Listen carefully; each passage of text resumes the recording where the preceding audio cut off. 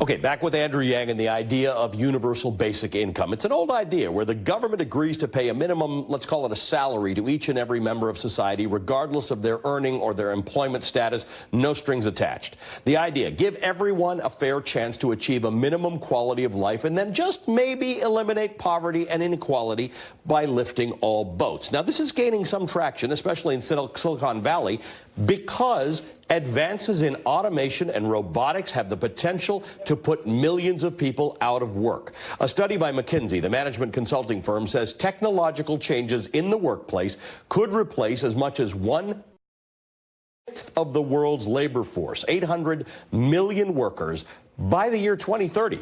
Proponents of a universal basic income say the system would ease the threat of poverty and homelessness because recipients wouldn't start from zero.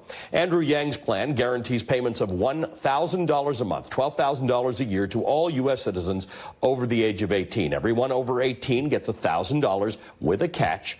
And citing his page on this, people already receiving benefits would have a choice, would be ineligible to receive the full $1,000 in addition to current benefits. So it's either what you already get or a new $1,000. If you didn't qualify for anything, you still get the $1,000. The benefits we're talking about are welfare, food programs, food stamps, disability insurance, that kind of thing. Andrew Yang is back with me now. Andrew, you're talking about the idea.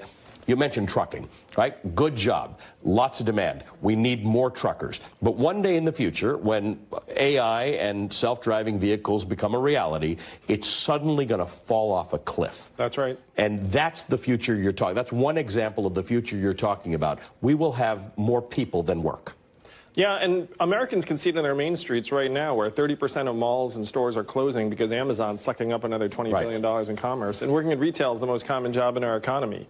So we have to wake up to the fact that we're in the midst of this right now. And if you imagine everyone in the country getting $1,000 a month, $12,000 a year, as a parent, we all know what that would mean. It would mean that kids are healthier and stronger and have a better chance to learn, graduation rates go up, mental health improves, relationships improve, domestic violence goes down, hospital visits go down. And we can make this happen. This is capitalism where income doesn't start at zero, and we can 100% afford it. Our economy's up at $20 trillion. What does $12,000 mean, though? How does that meaningfully change somebody's life? Well, if you imagine a household that has 2 adults, $24,000 a year would be a game changer, because right now, 78% of Americans are living paycheck to paycheck, 57% can't afford an unexpected $500 bill.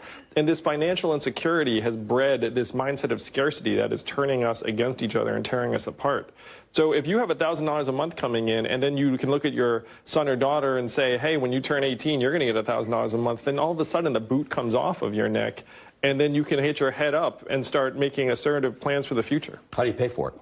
Well, we have to look around. Who are going to be the big winners in this era of artificial intelligence and autonomous vehicles? It's going to be Amazon, Google, Uber, Facebook. And then we all know Amazon paid 0 in federal taxes last year. So I would submit that it is not their fault they paid 0 taxes. That's their job. But it's our fault. If we've designed a system where a $1 trillion tech company can pay 0 in federal taxes, then something's gone wrong.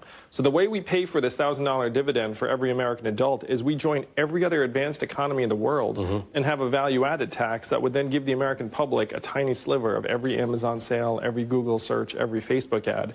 And because our economy is now so massive at $20 trillion, a value-added tax at even half the European level generates $800 billion in new revenue, which, combined with current spending, economic growth, and putting all this money into people's hands, cost savings on things like incarceration and homelessness services and emergency room health care, and then the value gains from having a stronger, healthier population would pay for $1,000. So it's not revenue neutral in the way that an anti-tax person would say it's revenue neutral. You're saying you will pay for it here and you will relieve federal and state funding on other levels, because if people have a basic minimum income, they will not be requiring other government spending in the same way. Yeah, you end up saving a lot of money. This is the trickle-up economy, from human beings and families and communities up. And as an entrepreneur and CEO, what we say all the time in our organizations is you have to invest in people.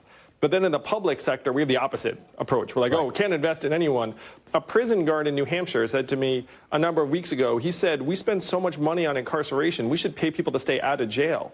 So we're money on the front end. We just end up spending even more money on the back end, but in much more destructive and punitive ways. You talked about emptying malls and stores in America. You've even got a proposal about revitalizing neighborhoods that have been blighted by the end of malls and big anchor tenants. Many of those same communities are communities where manufacturing workers were laid off because of technological advances or outsourcing. Many of those places are places where coal mining jobs have been lost, where the opioid epidemics have set in. You've got very specific policies about how you deal with suburban renewal and rural blight. Yeah, I do. And when I was in Iowa, I was meeting with the Democratic legislators in Des Moines, and then one of them said to me, they said, we've been searching for a way to help restore some kind of future for rural areas, and Iowa is predominantly rural. And they say that the freedom dividend is the most impactful thing that anyone's been suggesting, because you can see a lot of these rural areas are getting progressively depleted. A lot of suburban areas, the same thing. And the freedom dividend ends up revitalizing many of the Main Street economies by putting money into people's hands that they're going to